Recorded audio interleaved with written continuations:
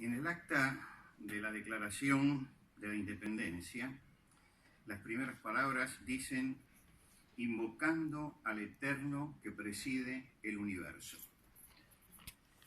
Concuerdan con este sentir las palabras con que 5 años después José de San Martín declaró la independencia peruana. Él dijo en esa oportunidad: el Perú desde este momento es libre e independiente por la voluntad general de los pueblos y por la justicia de la causa que Dios defiende.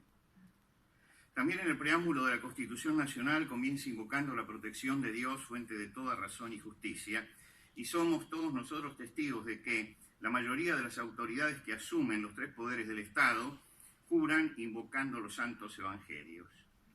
Esto debería significar que los funcionarios, tal como lo hacían nuestros próceres, reconocen y se sujetan a la suprema autoridad de Dios, a las bases éticas divinas y a las leyes que el Señor nos dejara. ¿Cuál es la importancia que la sociedad occidental le concede a la Biblia y a los evangelios? ¿Y por qué ocupan ese lugar singular? Yo creo que consciente o inconscientemente estamos reconociendo algo que es muy evidente, que nuestra concepción del mundo, de la historia, del hombre, de la vida, se basa siempre en las enseñanzas de la Biblia. Todos nuestros principios éticos y nuestra fe religiosa en sus diferentes matices y nuestra esperanza trascendente emanan de las páginas de este libro, cuya importancia y singularidad es tal que sería imposible concebir al mundo occidental sin la Biblia. 2 culturas, en muchos sentidos antagónicas, convergen en sus páginas, la hebrea y la griega. Ambas colisionan con el cristianismo en el siglo I, y con el aporte de ambas se originó una nueva concepción del mundo y del hombre, sobre la cual se desarrolló nuestra cultura. El cristianismo actuó como un catalizador de ambas. La Biblia, con sus 2 testamentos, es la prueba de esta síntesis. El hombre occidental fue moldeado en los principios de la Biblia. El filósofo español Julián Marías se le preguntó en cierta oportunidad en qué momento de la historia aparece el hombre occidental. Y se remitió a un episodio de la vida de San Pablo que está recogido en el libro de los Hechos de los Apóstoles. Él dice: el apóstol y sus compañeros fueron acusados falsamente a causa de su fe, y los magistrados atropellaron todos sus derechos, los humillaron, los azotaron públicamente y los encarcelaron para satisfacer a la turba. Al día siguiente los magistrados quieren dejarlos libres, pero el apóstol reclama. Y reclama y dice: nosotros somos ciudadanos romanos, los jueces ordenaron que nos golpearan delante de toda la gente de la ciudad y nos pusieran en la cárcel sin averiguar si éramos culpables o inocentes, y ahora quieren dejarnos ir sin nada y sin que nadie se dé cuenta. Pues no nos iremos, que vengan a sacarnos ellos mismos. Julián Marías dice: para los funcionarios la reparación era devolver la libertad, pero tropezaron con la imprevista actitud de San Pablo, quien, nacido en la religión hebrea, formado en una ciudad académica como Tarso de Cilicia y convertido a la fe cristiana, consideraba que la libertad y la dignidad van unidas y son parte de los derechos inalienables. No basta con la libertad si ella es el resultado del derecho vulnerado y la dignidad perdida.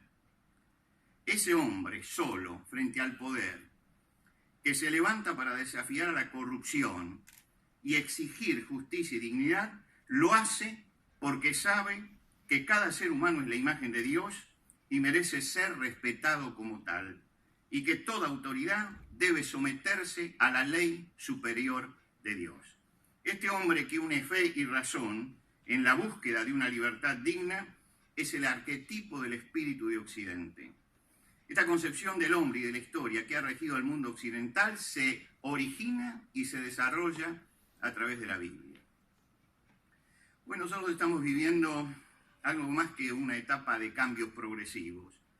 Experimentamos profundas mutaciones en las que los cambios tecnológicos y económicos están afectando profundamente la vida social y familiar.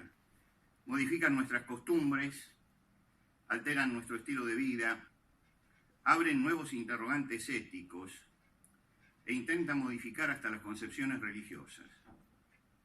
El sistema socioeconómico en que nos movemos funciona incentivado por la codicia. Diariamente somos bombardeados por propuestas que nos dicen que ser es tener y que somos únicamente aquello que tenemos. Nuestro país no es ajeno a esto, por el contrario, en muchas oportunidades se jactó de encabezar alguna de estas mutaciones de valores como si fueran galardones. Todo esto está enmarcado en una profunda crisis de valores que ha degradado nuestro lenguaje, ha desintegrado nuestra moral, ha desnaturalizado a la familia, ha frivolizado la sexualidad y ha licuado también nuestra templanza. Algunos medios de difusión colaboran para que esta crisis se difunda funcionando como cloacas por la cual se vierte sobre la comunidad toda la inmundicia de la decadencia. Y se legitima todo tipo de perversión menoscabando la familia, que es la base fundamental de una sociedad sana. Contra todo lo que se esperaba de un pueblo que invoca a Dios y jura sobre los santos evangelios, aceptamos alegremente la decadencia en nombre de una mal entendida libertad y un proclamado progresismo que envilece en vez de ennoblecer. La Argentina actual a 200 años de aquel 9 de julio de 1816, en que un grupo de patriotas declarara nuestra independencia, es una nación frivolizada, materialista, violenta y hastiada de corrupción. Todo esto es el resultado de una sistemática y perniciosa siembra basada en filosofías humanistas con erradas concepciones antropológicas que han minado nuestra mente y la mente de todo nuestro pueblo. Tenemos independencia política, pero somos esclavos de la decadencia y siervos de la corrupción. Hoy estamos aquí recordando nuestras raíces históricas, pero también recordando nuestras raíces morales y espirituales. Habitamos una tierra particularmente bendecida por Dios, que tuvo un pasado de grandeza con hombres probos que entregaron su vida para que tuviéramos patria, dándonos ejemplo de honestidad y austeridad. El presente, lamentablemente, no se corresponde con ese pasado glorioso. Los problemas que nos aquejan desde hace décadas son el resultado de una profunda crisis ética. Las crisis sociales, políticas y económicas que afectan a nuestra patria son el resultado de una profunda confusión moral y espiritual. Hemos ignorado y menospreciado nuestras raíces espirituales. La Biblia, tal como lo señalaba Discépolo, el bardo porteño, llora abandonada junto al calefón. Este día de la Biblia, que se va a celebrar el domingo próximo, fue instaurado en el año 2005, cuando la Sociedad Bíblica Argentina propuso que todas las confesiones cristianas se unieran para declarar el cuarto domingo de septiembre como Día Nacional de la Biblia. Se firmó un documento que cuando fue presentado a las autoridades lo calificaron como histórico. Era la primera vez en la historia de nuestro país que habían coincidido todo el espectro religioso cristiano alrededor de la Biblia. Presentamos el petitorio ante el entonces ministro del Interior, quien lo elevaría al Congreso de la Nación para instaurar el Día Nacional de la Biblia. Poco después recibíamos la negativa. Una paradoja. Por sanción del Congreso Nacional tenemos el Día Nacional del Mate, el Día Nacional del Bandoneón, el Día Nacional del Ralí y hasta el Día Nacional del Camarógrafo, pero no logramos tener el Día Nacional de la Biblia. La Biblia ha gravitado en la legislación, en la ética y todas las ramas del arte, dando un perfil común a nuestra cultura. Es reverenciada y respetada por las tres grandes religiones monoteístas que reconocen la paternidad común de sus respectivas creencias. Además del valor sagrado que tiene la Biblia para los creyentes, constituye uno de los tesoros más ricos de la literatura universal y su importancia es insoslayable en todos los ámbitos de la cultura. Fue el primer libro impreso por Gutenberg, dando así comienzo a la revolución cultural que significó el sistema de impresión por tipos movibles. Es el libro más traducido de la historia, superando los 2.300 idiomas, y sigue siendo el libro más vendido. Para muchos grupos aborígenes de nuestro país, es el único libro traducido al idioma materno, y en muchos casos el vehículo por el cual las lenguas ágrafas adquirieron la posibilidad de tener lenguaje escrito, y por consiguiente pueden conservar su cultura. Creo, para finalizar, que en esta hora de confusión tenemos que volver a sus páginas buscando en ellas el consejo del Eterno, para poder elaborar un futuro de prosperidad, pero también de honestidad, de justicia y de paz.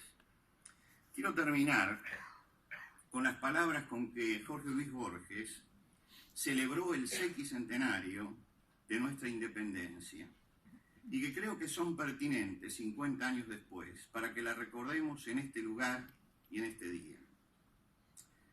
Díjese así en su poema: nadie es la patria, pero todos debemos ser dignos del antiguo juramento que prestaron aquellos caballeros de ser lo que ignoraban, argentinos, de ser lo que serían por el hecho de haber jurado en esa vieja casa, y somos el porvenir de esos varones, la justificación de aquellos muertos.